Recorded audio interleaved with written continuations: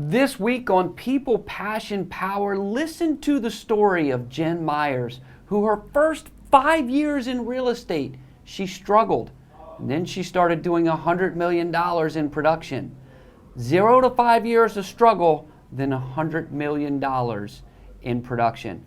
By the way, a special thank you to our sponsor, Greg Kingsbury with Vellum Mortgage. Just people, passion, power. All right, welcome back to People, Passion, Power. Our guest today is a longtime friend of mine, somebody I've known for about 20 years, and I've respected for a very, very long time. And that is Jennifer Myers. Welcome to the show, Jennifer. Thanks for having me, Jason. Yeah, I'm excited to share with the agent community here your story, where you are, how you made a big transition. We're going to talk about that, what you're up to now. And I know people are curious to learn about you. So tell us when you got into the real estate business and what your first few months were like, first couple of years, and just give people some quick background. Okay. I started in real estate in 2003. I think that's around when you started too, Yep. right? Yep. So the first few years I was in PR. I quit my job thinking that after I bought my first house, thinking that it was going to be a ton of time, freedom, a ton of money coming in, and then reality hit for me, and that was not the case. So I spent the first 5 years of my career in real estate really struggling and being surprised about how hard it was. And then let me just clarify that. First 5 years really 5 struggling? years. Okay. Maybe four. Okay. But those first few years were really, really tough for me. I think my expectations were out of line with reality. You know, for example, if you've been in real estate for less than 2 years, the median income is $9,300 before expenses. Mm-hmm. And for some reason in my mind, I thought I was going to be making like 80 grand a year. Right. I made about $10,000. So I was about average in the beginning. Like I didn't realize that was like where my expectations should have lied. So I was frustrated with that. I wanted a lot more for myself and for my business, and my expectations were not there. And so I took, every training that you could possibly take, I took it. Every free course that like trainers were flying in and making you go to Tyson's Corner conference rooms. Like, do you remember this? I went to all of them, and I tried to learn as much as I could for free. And I did literally everything people told me to do. And it kind of worked, but it just never really came together. Mm-hmm. And then I decided to look outside the real estate industry at what other entrepreneurs were doing, other solo entrepreneurs that were having success, mainly online. And I started applying those things to my real estate business. And then the market crashed.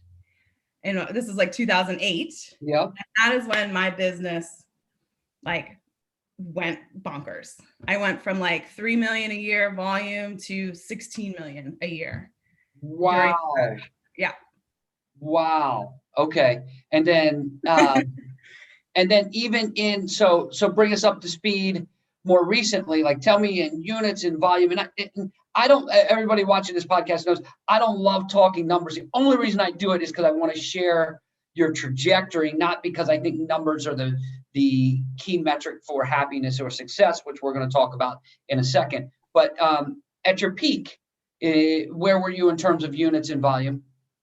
So at my peak, personally, I was selling about 40 million a year, also running my brokerage, Dwell Residential at the time, having 10 agents with me.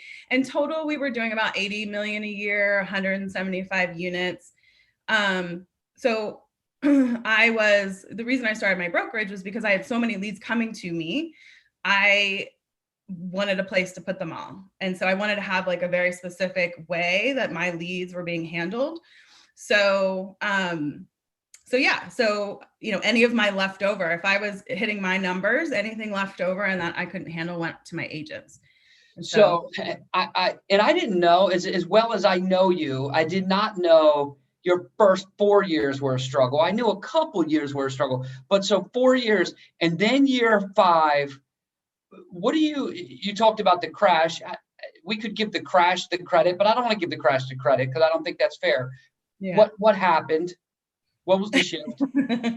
Someone asked me, why should somebody choose you? Why, of all the real estate agents in Washington, D.C., why should somebody choose you? And I did not have an answer for like a good year. And for a year, I like melted down. I was like, I don't know. I've never sold a house. Like, why would somebody choose me? And then finally, I got to the point where I realized that the only people that I could help were the people who haven't done what I've done. And at the time, all I had done was bought my own house. I bought my first house. And so that was the moment that I realized that I could help people. Where I really wanted to help people was people who had not yet been homeowners and help make them homeowners. And so what I did was concentrate on helping people realize why home ownership was a good thing for them. And that was the moment everything changed for me. Was it an internal confidence dialogue? You were trying to figure out the most value you could add to people. What is that what it was? Yeah, it was really like answering that question, why you? Like really, I didn't have an answer. Even like my own friends and family, like I didn't have a good answer for that.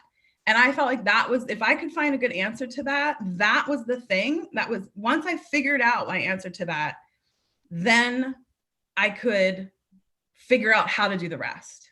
Mm-hmm. But if I didn't have a good answer to like who I should help and how I could help them, everything was just not working. I was trying to do everything for everybody and it just wasn't coming together. And nobody was picking me. Nobody literally was picking me. So you needed that clarity in your own mind first before you could step confidently in the eyes of the consumer. That's and then exactly you went right. niche focus to that first time home buyer because you'd gone through that experience. And after 4 years of struggling, it caught. And then it was bang, and you were off to the races. Yeah. Yep. Oh, that's so fascinating because we often look at times, and a lot of agents watching this will know you, but they're going to know you from the brokerage and how well you did with that and your numbers and volume. They're like, oh, she's got it, but you didn't have it. But once you did have it, you knew you had it, if that makes any sense. And then you ran to it and stayed in that space. So where are you today? What are you doing now? What's up with Jen Myers now? Yeah. Well, I want to make one clarification if it's okay. Yeah. It was that was the place that I felt like I could add actual value to people's lives. So really what also shifted for me was this mentality of how can I get a sale? Right? That's kind of how I was like, I was in a desperation, like, how do I just sell a house mode versus who can I truly actually help? I think that was also something that really, like that mindset really then is what then helped me realize what I could do to actually get clients. First time home I love that because then the business, we know it's a business. We'll talk about the grind in a little bit, but when you can come from a spot of like genuinely helping somebody, that's fun. Like that's just, yes, it's work, but it's also fun. Yeah. It changes the game. It became a lot of fun. And I think that like when you shift that mentality, it's something like only internally, you know, but for some reason, I think that becomes like a magnet. It becomes like this beacon where the people will then come to you because you're not so, I don't know. Let's stay there for a second because I think people gloss over that feeling of, we talk about transactions and numbers, but it's that feeling of helping somebody that you and I for certain have gravitated towards. Like that's what gets us super excited. That's what motivates us. And I'm concerned, genuinely concerned that agents overlook that the positive impact you're having on someone's life is pretty massive, whether they're buying their first time, buying their home and beginning their home ownership journey, or they're downsizing and retiring, or it's such a huge part of their life, and we're able to help with that. And when we get clarity around this is really important to them, it's no longer about the transaction. And it becomes no longer about us, me. It became more about them and really listening of like, is this the right thing for you? Is it not? Like I took myself and what like my desire to sell a house kind of out of the equation. And the minute I did that and really focused my attention, this wasn't like a sales tactic. This was like something shifted inside of me when I realized like, how can I actually help these people? And then when I found ways to actually help these people, like my whole focus became them, helping them. Like, it was like, how can I find more people that I can help versus how do I get a sale? Yeah. And it isn't like, it isn't something that you can tell yourself you're shifting. It's like, has to come internally from somewhere inside of you that you legitimately feel like you can truly help people. So back then, you know, that's when the $8,000, remember there was like a credit for first time home buyers, right? So I was like, how do I get everyone who has not bought a house, who is at all interested in buying a house, to know about this thing, right? Yeah. Other little things like in our DC area, HPAP is like, I think, a miracle, because you can get up to $80,000 to buy your first house. Right. That is like amazing. And the one thing that it's interesting, one way that I found my path there was because when I bought my first house, I didn't realize until after the transaction that I could have, based on my income at the time and where I bought my house, I could have gotten $50,000 as a down payment assistance program. Yeah. And nobody told me. My lender didn't tell me, my agent didn't tell me. And that was something. And so oftentimes, like I tell real estate agents, like, what has happened in your past that like wasn't right or didn't go well? And that sometimes is like fuel for how you can help people. So for me, that was the fuel. Like, I don't want this to happen to other people. How can I make sure that it doesn't, kind of thing. So I thought it was my responsibility to help people know about it, whether they wanted to buy a house or whether they wanted to use it was up to them. It was my responsibility to make sure that if they wanted it, that they could get it. All right. Got it. I love that. I'm glad we were able to spend a couple of minutes there, because I think when you come from that spot, it's a game changer. And you and I both sync up on that. That's how we built our businesses, by genuinely caring about the people and where they want to be in their lives, and really not, the transaction doesn't mean a whole lot to you and I, which is an interesting approach, but it's what's at our core, and people are drawn to that. And it's a win-win, as we'll call it, for the client and for us as well. So fast forward, tell me about today, where you are. Where's Jen's mind today, almost 20 years into this business we call real estate? Yeah. So what was happening back then is around 2010, the market was still crashing. And all of a sudden, a lot of real estate agents were getting out of the business.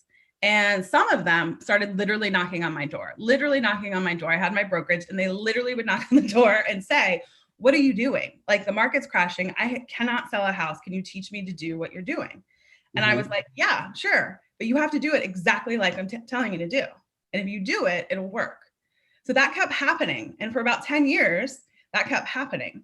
And people were coming to me like, tell me how to do what you're doing. And so I said, okay, fine. I'm going to tell all of you how to do what you're doing. And I created a training program in my brokerage called Agent Grad School. So anybody who joined my brokerage, they had to go through Agent Grad School in order for me to get them leads. Yeah. For me to give them leads. And so once they graduated, they were able to get leads. And then that was working so well. And I truly didn't realize that I would love doing that even more than helping people buy and sell houses. So now I help agents across the country. We have agents, right now we have 50 students as far as Hawaii, Canada, Florida, all over the US, who are learning that same system in Agent Grad School. So that's what I do full time. So Agent Grad School, to clarify, is open to anybody listening, and they can jump into the program and you will show them your proven ways to generate business. Yeah. And there's a very step-by-step way. And yeah, that's exactly what I do. So it's really fun to see how different, like, a lot of agents will come in with like these preconceived ways that everyone else is doing it. And we kind of throw all of that aside and teach them a way to build a business that's around like what they want to do, not what they think they should do. Yeah. So it's been really fascinating to watch them transform. And this is a lot of new agents, but also agents who've been in the business like 10, 15 years and are like, there's got to be a better way. I am exhausted, you know, or I'm not getting the clients that I should be by now consistently. So it's been really fascinating watching those agents, especially. So that's your full-time focus right now, is Agent Grad School. Yep. And I love it. All right, I so also thought I need to ask about that shift and yeah. how you had that, we'll call it epiphany, whatever you want to call it. You're no longer focusing on the residential sales side of things. You're focusing on agent grad school and helping as many agents across the world as you can. You stepped away. What's fascinating about this spot here is you stepped away, shifted, whatever we want to call it, right when things were at their best almost for you, as Oh far as yeah. units, as far as volume, as far as Yeah. production. And so what most people go, well, you're $1 million a year business and you're going to refocus on something else. Yeah, what an idiot, right? I don't know what it, but I got to ask the question, like, what the heck are you doing? Why? Tell me. Well, for a few years before I made the shift, I tried to do everything. I tried to like have, I tried to do agent grad school. I tried to still do my sales business and still run the brokerage. And it just, something had to give. And so I spent several years making a very important choice and deciding, really the ultimate question for me is like, okay, here's what my last 20 years look like. I've got about 20 more years in my career, as far as I can see. What do I want my next 20 years to look like? They could look exactly the same as the last 20 years. I was super happy. Or I could have it be different and see what else is possible. What else am I capable of? What else can I create? Mm-hmm. And for me, that was way more exciting than kind of riding the success wave and having kind of, it all just kind of be the same every year, which was fantastic and wonderful. And I was very grateful for it, but I was interested in seeing what else was possible for my life. You wanted to test your own ability. You had success and then you wanted to see what else you could do. You need that test, right? You need to know that you can do something else. Is that it? Like, it's hard to get my head around this. Yeah, I know. It's interesting. So for me, and I don't know if you've had this similar journey or not, but for me, the path of figuring out how to be successful was way more fun and messy. And I don't know, it was way more just fulfilling for me than having the success. I liked figuring out the success, not necessarily having the success. And having the success is great. Don't get me wrong. Like, it brought me so much good things, but that figuring out was missing for me. I had figured it out, and it was year after year after year. So for about a good 7 years, it was figured out. Right. I just got kind of itchy, and I was like, I want to figure something else out. Yeah. You crave the journey, the personal development journey you crave. And then you're able to extract what you liked out of the sales side, the helping people. You're able to take that extraction and apply it to, we'll call it your newest venture, but it's not that new, but agent grad school, and apply it to that. So now, instead of helping clients buy and sell homes, you're helping agents grow their business. So you're still drawing from your passion to help people in the same way. And you're also scratching your own itch of like, what else, where can Jen Myers be? What can you achieve? What can you do? Does that sum it up about right? Yeah. And I think there's a couple pieces to it. So for one, I believe that our businesses and our lives are kind of a reflection of our own personal evolution, And so for me, I just felt like there was more that I personally wanted to evolve. And I didn't want to stay stagnant. And yes, I could have made a choice. I could have grown the real estate business. I didn't want to. I just didn't want to. So for me, and what I also realized was by me helping agents from across the country, I could then help their clients also. Yeah. So I thought I could have such a bigger effect than, the 180 people that I could help just in DC every year. What if I multiplied that times people all over the country? So if I could teach those agents how to approach their business in a way that really helps their clients, think about how what that could mean. So a perfect example is I have a student in Florida, and she took our class, and she realized through the steps that we bring her through that she also wanted to help first-time home buyers. And she has this whole like marketing system and this whole program about how she's helping people who she was the first person in her family to buy a house. And she wants to help other people be the first person in their family to buy a house.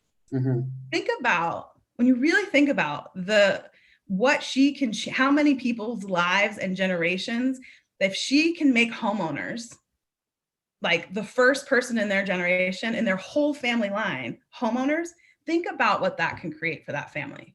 Right.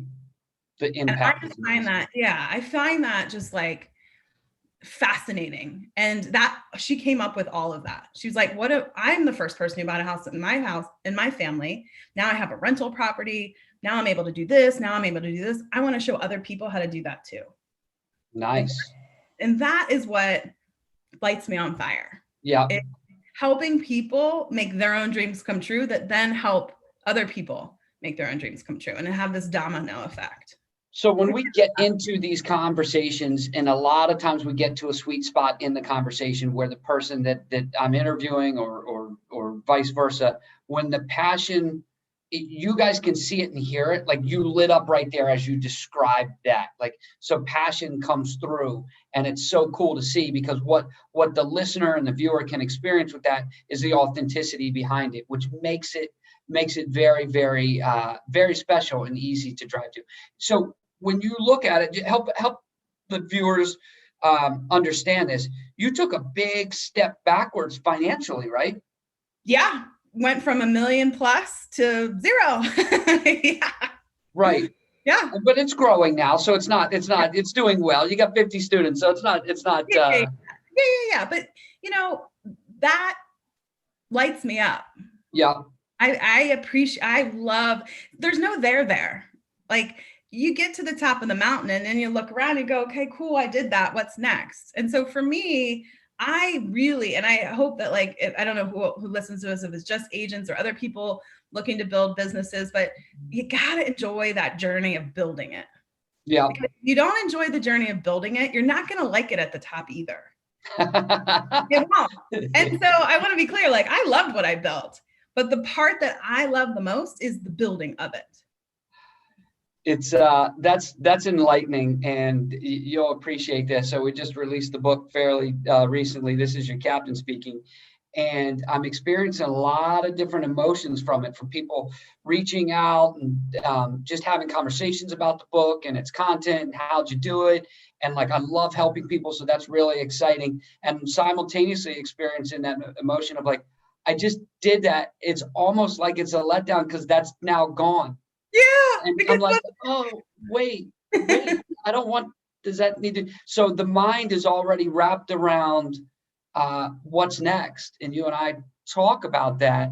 And I don't know if it's a character flaw or not, but that's where the mind is a what's next and where does it go? But I did try, and I absolutely did thoroughly enjoy the journey of it to what you're saying. So I didn't lose sight of that, but I would like people to know that you and I both have similar experiences. Is when you get somewhere to whatever peak you're going to or whatever mountain you're climbing, you might be setting yourself up for a letdown if you think the top of that's going to provide your happiness.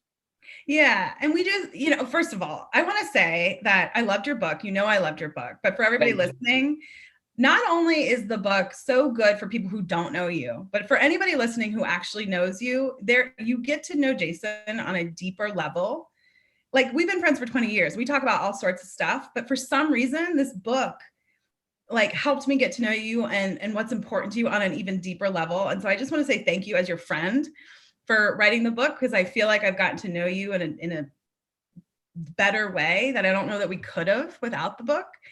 But also, I think for people who don't know you, it's such a good reminder of what life is really about.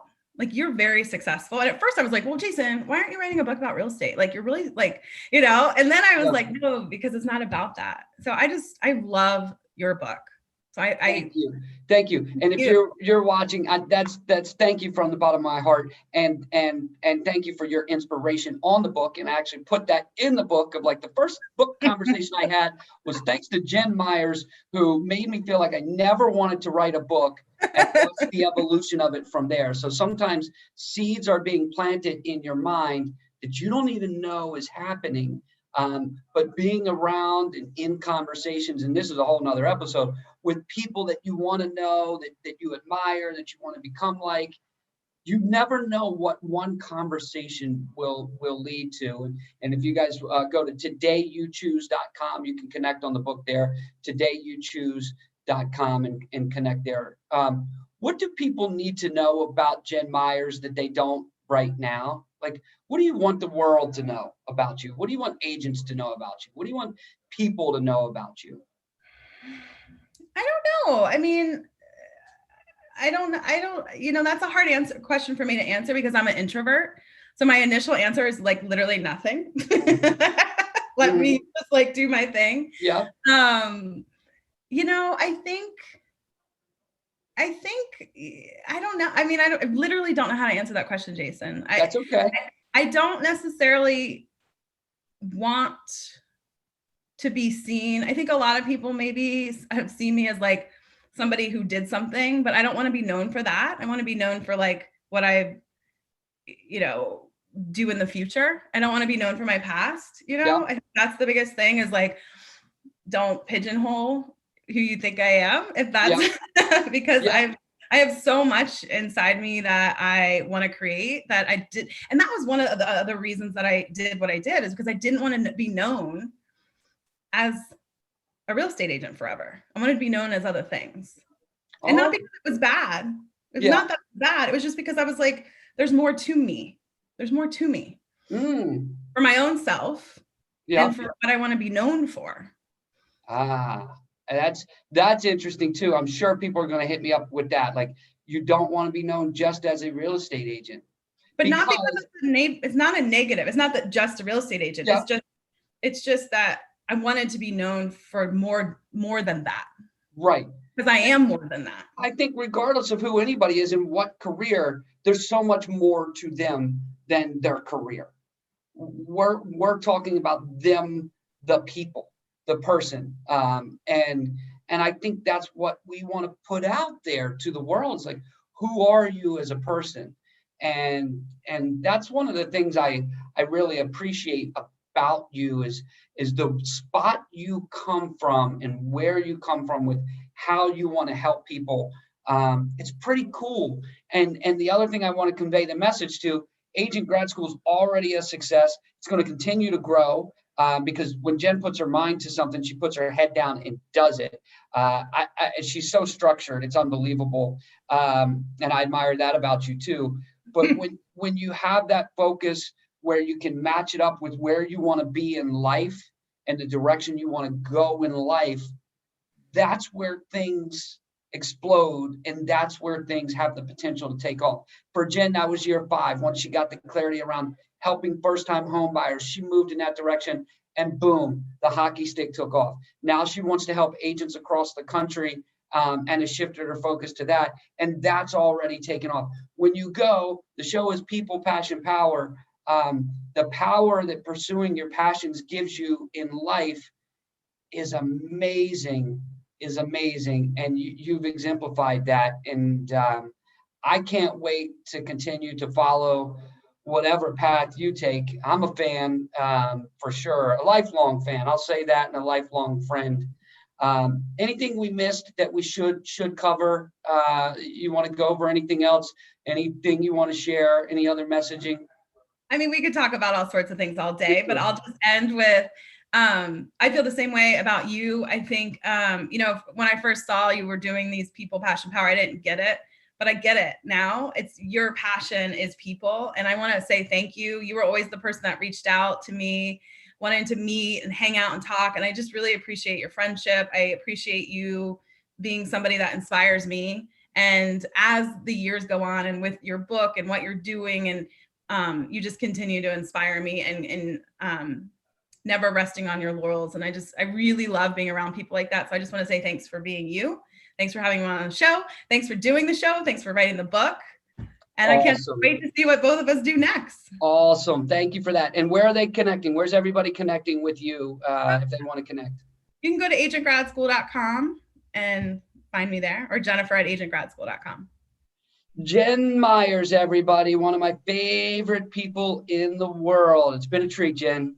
Thank you. Bye. People, passions, bow.